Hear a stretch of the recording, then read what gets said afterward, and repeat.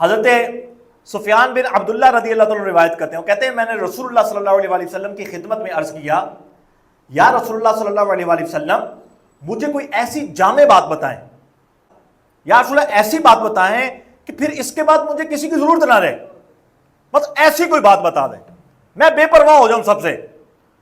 تو میرے آقا صلی اللہ علیہ وسلم نے ارشاد فرمایا قل آمنت باللہ ثم استقم، بس تم یہ کہو کہ میں اللہ پر ایمان لایا اور پھر اس کے اوپر استقامت اختیار کر لوں۔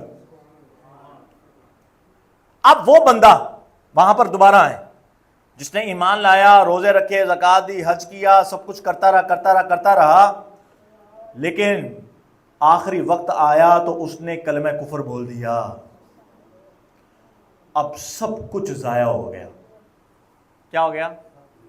سب کچھ ضائع ہو گیا۔ توجہ رکھنی ہے، بہت سینسٹیو بات کرنے جا رہا ہوں میں۔ سب کچھ اس کا برباد ہو گیا، ساری کمائی لٹ گئی، ہر چیز اس کی فنا ہو گئی، جو کچھ بھی اس نے ارن کیا تھا، جتنی بھی کمائی تھی، سب کچھ ہاتھ سے نکل گئی۔ خاتمہ کیسا ہے؟ امام نووی نے یہاں پر آ کر یہ بات کی ہوئی ہے۔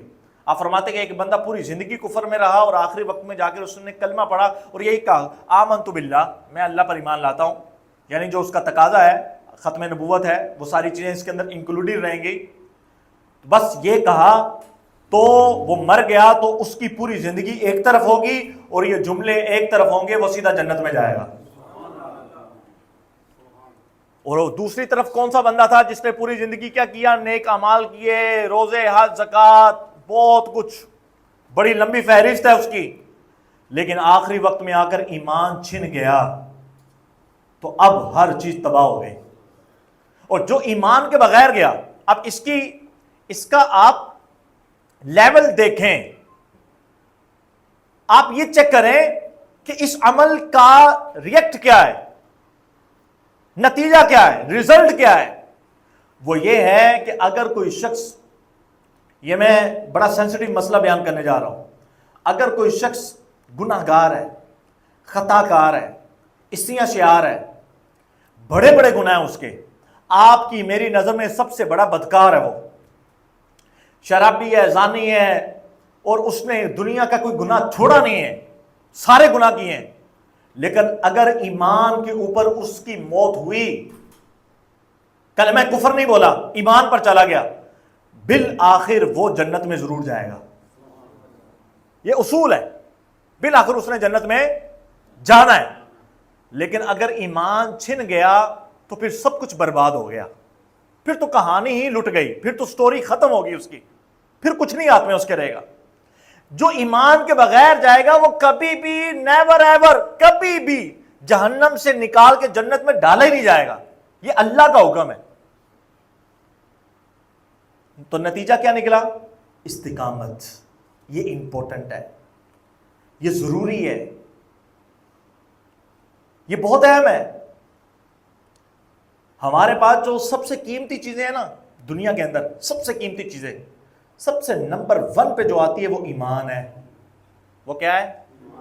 اور اگر آپ اس کو دنیاوی لحاظ سے دیکھیں تو ایمان کے بعد میں اس کی درجہ بندی یوں کرتا ہوں، آپ کے پاس جو چلنے والی سانسیں ہیں جس کو ہم وقت بولتے ہیں، وہ یہ 2 چیزیں جو ہے نا سب سے امپورٹنٹ ہے، آپ کی سب سے ضروری چیزیں یہ ہیں، اور ہم ان 2 چیزوں سے ہی غافل ہیں۔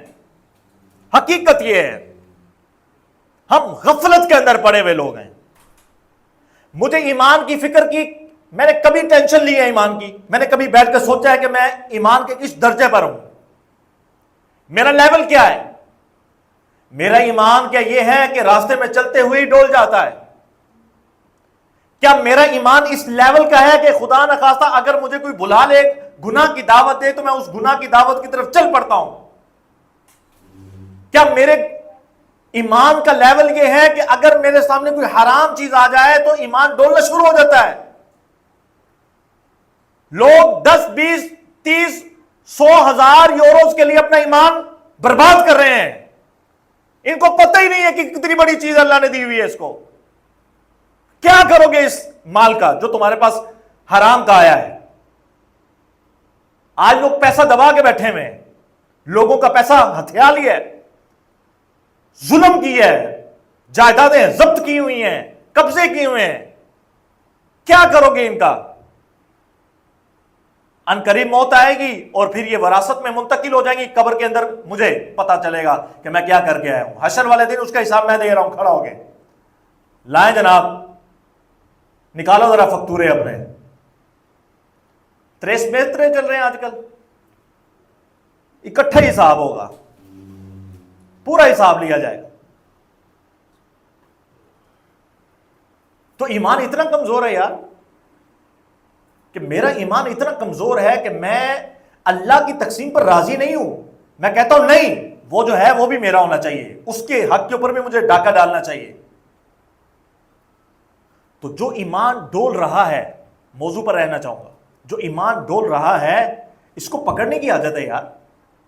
اللہ نے اتنی بڑی دولت آپ کے ہاتھ میں دی ہے، آپ کے پاس کچھ بھی نہیں ہے نا، دنیا کا کچھ بھی نہیں ہے، اگر ایمان آپ کا سلامت ہے تو خدا کی قسم آپ سب سے محفوظ ترین انسان ہے۔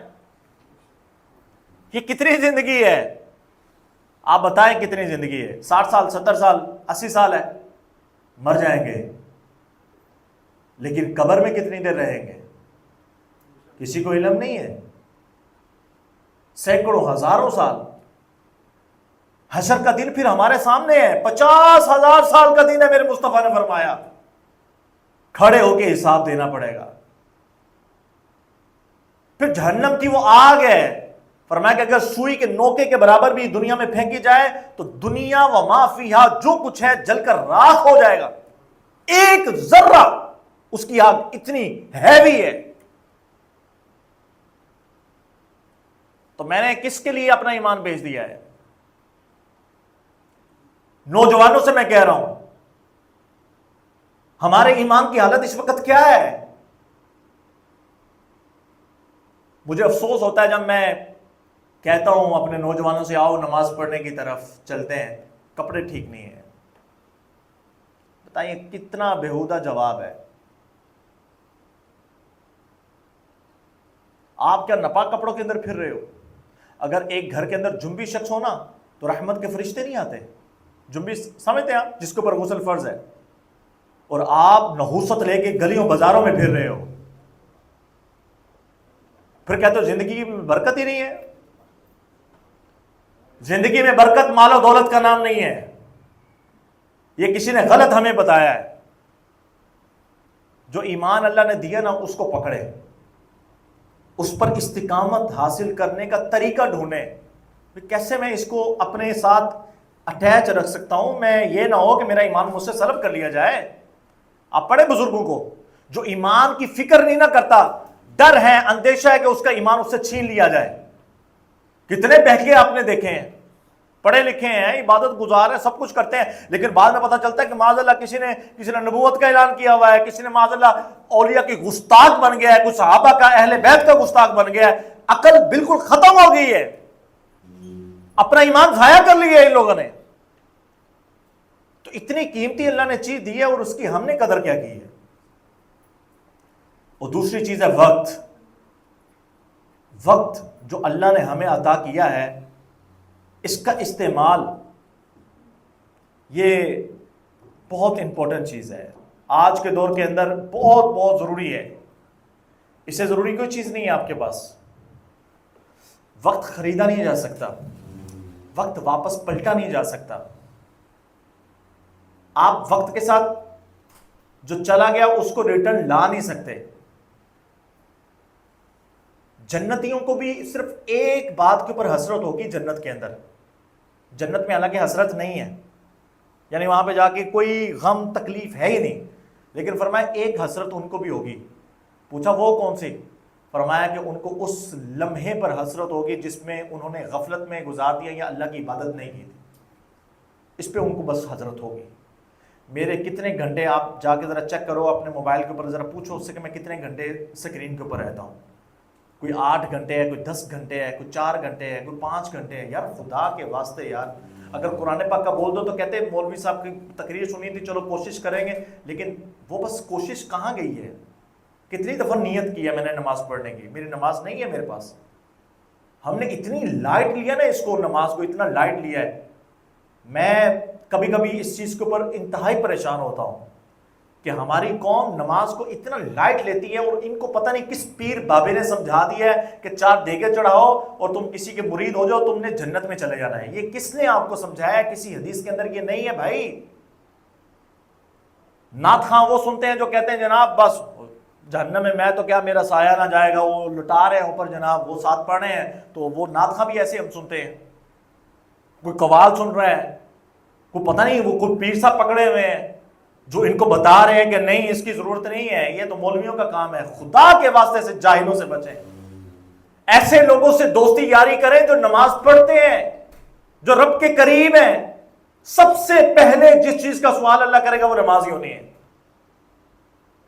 آپ کے لیے جتنا کھانا ضروری ہے اتنی نماز ضروری ہے، آپ کے لیے جتنی سانس لینا ضروری ہے اتنی نماز ضروری ہے، آپ کے لیے جتنا سٹرگل اپنی لائف میں کرنا ضروری ہے اس سے ضروری ہے نماز۔ مجھے کامیابی چاہیے، مجھے فلاح چاہیے، مؤذن 5 وقت یہاں پہ کہہ رہا ہوتا ہے حی علی الفلاح، آؤ کامیابی کی طرف، آؤ کامیابی کی طرف۔ لیکن افسوس کہ میں نیت کرتا ہوں پھر ٹوٹ جاتا ہوں، میں نیت کرتا ہوں پھر ٹوٹ جاتا ہوں۔ ہمیں کیا پتہ یہ اسلام کیسے ہمارے تک پہنچا ہے۔ حضرت خباب رضی اللہ تعالیٰ عنہ، روایت میرے ذہن میں آ رہی ہے، ذرا دل کے کانوں کو بھی کھول کے یہ سنیے گا بات۔ اب میں اس کو وائنڈ اپ کروں گا۔ آپ کی نا پیٹھ مبارک حضرت عمر نے دیکھ لی تو ایسے سفید ہوئی پڑی تھی، مطلب جلی ہوئی تھی۔ آپ نے پوچھا آپ کو یہ کیا ہوا ہے؟ تو آپ فرمانے لگے عمر جس وقت آپ تلواریں لے کر حضور کے پیچھے بھاگ رہے تھے نا شہید کرنے کے لیے، ہمیں اس وقت بھی لوگ یوں ستاتے تھے اور ہم حضور کے اوپر جان نثار کرنے کے لیے اس وقت بھی اپنی جان کو ہتھیلی پہ لے کر پھرتے تھے، اور مجھے کوئلوں پر لٹایا گیا۔ کیوں؟ کیونکہ میں نے کہا تھا آمنت باللہ، میں اللہ پر ایمان لاتا ہوں، میں رسول اللہ کے ختم نبوت پر ایمان رکھتا ہوں۔ فقط اس لیے عمر مجھے کوئلوں پر لٹایا گیا، اور میرے جسم کے جو خون تھا، جو میری چربی تھی، اس کے ذریعے وہ کوئلے بجھ گئے۔ حضرت عمر رضی اللہ تعالیٰ کی آنکھوں سے آنسو نکل آئے۔ کہا خباب میں ان زخموں کی زیارت کرنا چاہتا ہوں جو رسول اللہ کے نام پر، جن کو یہ جو زخم ہیں جو دیے گئے حضور کے نام پر اور اسلام کے نام پر۔ کس کو جلایا جا رہا ہے ہم میں سے؟ آپ گھر کے اندر رہ کر اور سردیوں میں گرم پانی ہوتے ہوئے، گرمیوں میں ٹھنڈا پانی ہوتے ہوئے، مسجد کے ہوتے ہوئے، رزق کھاتے ہوئے، 3 وقت گھر کے اندر آپ کی فریج کے اندر فروٹ، پھل، سبزیاں سٹور ہوتے ہوئے، پیسہ اپنے وطن میں بھیجتے ہوئے، اپنے آپ کو برانڈڈ بناتے ہوئے اور زمینیں خریدتے ہوئے، کاروبار چمکاتے ہوئے، دکانیں بناتے ہوئے، دنیا کو اپنے پاس گھسیٹ کر لاتے ہوئے بھی بے نمازی ہو، جبکہ وہ لوگ بھوکے ننگے تھے لیکن نمازی پکے تھے، وہ چٹائیوں کے اوپر تھے لیکن نمازی پکے تھے، وہ تجارت اپنی ضرورت کی کر کے پھر بھی نمازی پکے تھے، انہوں نے اپنے گھر بار لٹائے، لوگوں نے جلائے ان کے گھر، اور کئی اصحاب رسول کو تو 2 جانوروں کے ساتھ باندھا گیا تھا اور درمیان میں چیر دیا گیا، لیکن وہ نمازی پکے تھے۔ ایک صحابی رسول کو یوں ہی کیا گیا نا، جب انہوں نے پکڑا تو اس کو کہا کہ مکر جا، تو چھوڑ دیں گے۔ کہا نا، جس نبی کا کلمہ میں نے پڑھا ہے، ہمارے اندر تو یہ چیز ہی نہیں ہے کہ ہم ایسا کلمہ پڑھ جائیں کہ ہم پھر بھول جائیں حضور کو، ہم تو نہیں بھولیں گے۔ تیروں کی برسات کی، پھر نیچے اتارا، تیل گرم کیا، ایک مسلمان قیدی کو اس کے اندر ڈالا، ختم ہو گیا سلسلہ ظاہری طور پر۔ کہا اس کے اندر ڈالیں گے، ابھی بھی ہے؟ فرمایا نہیں۔ کہا کہ ان کو اتارو، ان کو بھی اس کے اندر ڈالنا ہے۔ جب ڈالنے لگے تو آپ کی آنکھوں سے آنسو نکل رہے ہیں، صحابی رسول کی بات کر رہا ہوں، آنسو نکل رہے ہیں۔ تو اس نے کہا کہ لگتا ہے کہ گھبرا گئے ہیں، پوچھا قریب لاؤ، اور ساتھ میں یہ بھی پیشکش کی کہ اپنی شہزادی کا نکاح بھی کروں گا اور تمہیں سب کچھ دوں گا جو تمہیں چاہیے دنیا کا مال و متاع، صرف رسول اللہ کا دامن چھوڑو۔ تو آپ فرمانے لگے نہیں، میرے آنسو اس لیے نہیں نکل رہے کہ میں ڈر گیا ہوں، میرے آنسو اس لیے نکل رہے ہیں کہ کاش میرے جسم کے ہر رونگٹے کے اندر الگ الگ سے جان ہوتی، وہ بھی میں رسول اللہ کے نام پہ قربان کرتا ہوں۔ ارے آپ اور میں کس دنیا میں رہتے ہیں؟ یہ کون سی دنیا بسائی ہم نے کہ ہم اپنے رب سے اتنا دور، نمازوں سے اتنا دور، مسجد سے اتنا دور، قرآن سے اتنا دور، ہم نفاست سے، نظافت سے، پاکیزگی سے اتنا دور، دل میلا کچیلا ہو گیا فقط دنیا کی محبت میں۔ تو عنقریب یہ دنیا بھی ہم سے چھن جائے گی اور موت کا پروانہ آئے گا۔ بہترین وہ ہے جو اپنی زندگی میں موت کی تیاری کریں۔ اللہ تعالی ہم سب کو پکا نمازی بنائے، استقامت دے، کس کے اوپر؟ نمازوں پر استقامت عطا فرمائے۔ آمین بولتے جائیں۔ اللہ استقامت دے ہمیں روزوں پر، اللہ استقامت دے ہمیں زکوٰۃ دینے والوں پر، اللہ استقامت دے ہمیں حج کرنے والوں میں، اللہ استقامت دے ہمیں توبہ کرنے والوں میں، اللہ استقامت دے ہمیں ایمان کے اوپر پختہ قائم رہنے والوں میں، اللہ ہمیں استقامت دے حضور کی غلامی پر۔ آمین بجاہ نبی الامین صلی اللہ علیہ وسلم۔